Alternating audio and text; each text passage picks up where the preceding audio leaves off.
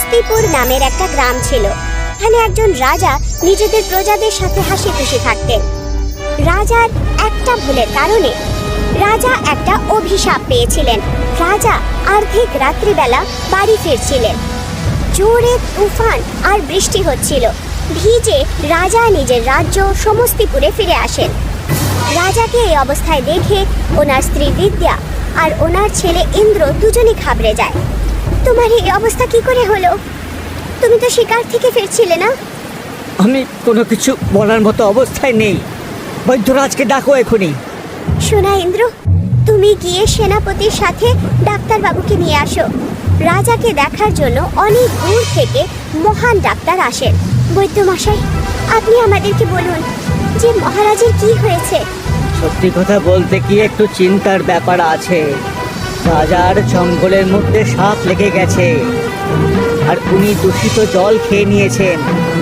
আর সেই দূষিত জলের কারণেই ওনার এই অবস্থা হয়েছে আজ। ওনার শারীরিক অবস্থা তো খুবই খারাপ হয়েছে দেখছি। রাজার অবস্থা যেমন ভাবে খারাপ হচ্ছিল, প্রজাদের মধ্যে অস্থিরতা বেড়েই যাচ্ছিল। প্রজা একদমই খুশি ছিল না। লোকেরা অসুস্থ হয়ে পড়ছিল। লোকেদের খুব খারাপ অবস্থা ছিল। রাজার অসুস্থতাকে দেখে গ্রামে একটা সভা ডাকা হয়।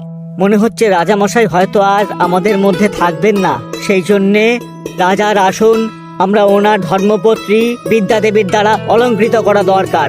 যদি আমরা রাজগদি ওনাকে দিয়ে দিই তাহলে এই রাজ্য আগের মতনই হয়ে যাবে। ঠিক বলেছেন আপনি। কিছুদিনের মধ্যেই রাজার মৃত্যু হয়ে যায়। প্রজা আর রাজ্য এটা নির্ণয় নিল যে বিদ্যা রানীকে রাজ সিংহাসন দিয়ে দেওয়া হোক। রানী প্রজাদের কথা অনুযায়ী রাজ সিংহাসন স্বীকার করলেন। আমি পণ নিচ্ছি যে সমস্তিপুরের জন্য নিজের প্রাণও দিয়ে দেব, আর সমস্ত প্রজাদের খেয়াল রাখব।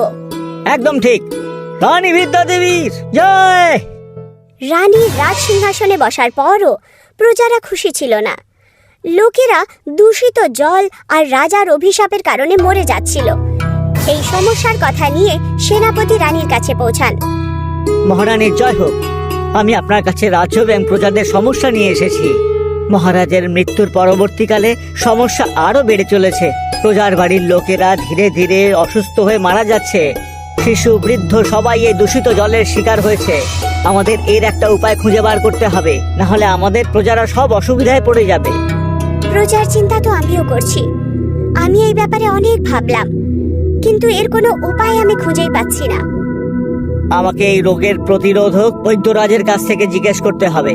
এই রাজ্যের সব থেকে পুরনো এবং পণ্ডিত বৈদ্যরাজও উনি। সেনাপতি দরবারে নিজের সমস্যা শোনাচ্ছিলেনই যে রানীর ছেলে ইন্দ্র চিৎকার করতে শুরু করে। সমস্ত লোকেরা খুব দ্রুত গতিতে ওখানে পৌঁছায়, আর ওখানে গিয়ে দেখে যে রাজকুমার ইন্দ্রের শরীর অনেক খারাপ হয়ে গেছে। কি হয়েছে সোনা?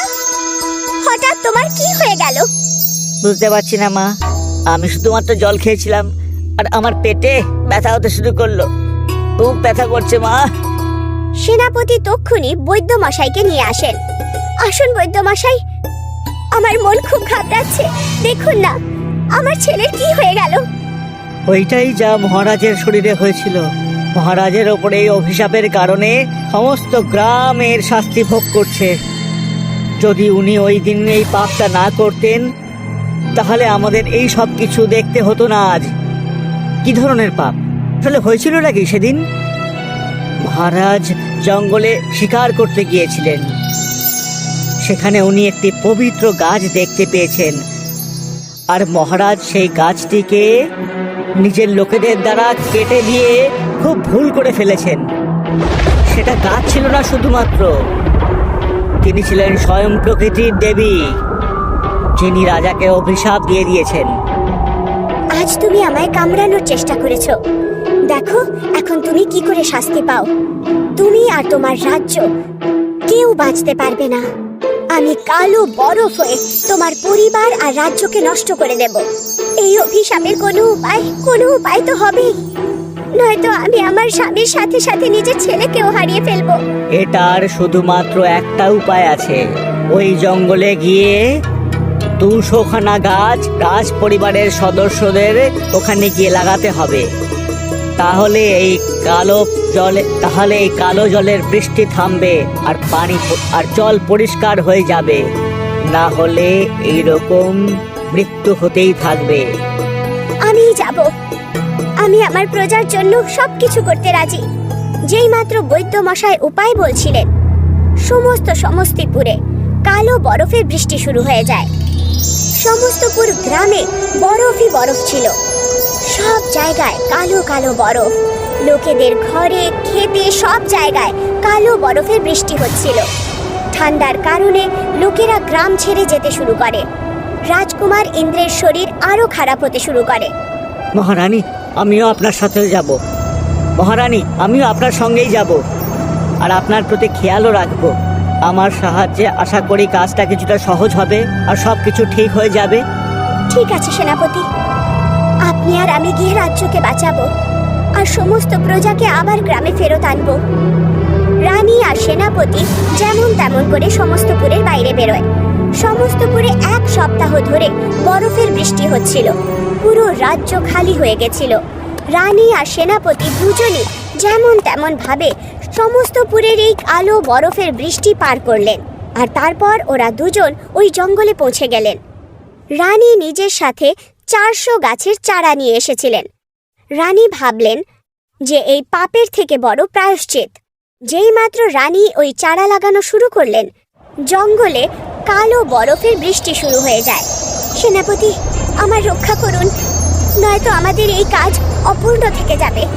আগে মহারানী, আপনি চিন্তা করবেন না। আপনি গাছ লাগাতে থাকুন, আমি কবজের মতো আপনার সুরক্ষা করতে থাকবো। সেনাপতি রানীকে নিজের ঢাল আর কবচ দিয়ে বাঁচালো যতক্ষণ অবধি উনি চারা লাগাচ্ছিলেন, আর রানীর ওপরে উনি কোনো আঘাত আসতে দিলেন না। কিছু সময়ের মধ্যে রানী 200 চারা লাগিয়ে দিলেন আর বৃষ্টি থেমে গেল। কিন্তু এই সব কিছুর মাঝখানে সেনাপতির মৃত্যু হয়ে যায়।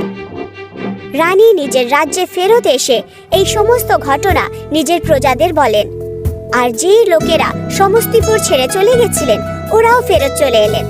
এখন সবাই হাসি খুশি থাকতে শুরু করেন। রানী সেনাপতির সম্মানে ওনার একটা অনেক বড় পুতুল বানান আর সেনাপতিকে সম্মানিত করেন। এই সমস্ত বাধা কেটেছে শুধু সেনাপতির কারণেই, আর এই পুতুল ওনার বীর হওয়ার প্রতীক। সেনাপতির জয়, রানীমার জয়। পুরো সমস্তপুর গ্রাম হাসি খুশি থাকতে শুরু করে, আর ওনার ছেলে ইন্দ্র এখন একদম সুস্থ হয়ে পড়ল আর প্রকৃতির সেবা করতে শুরু করে।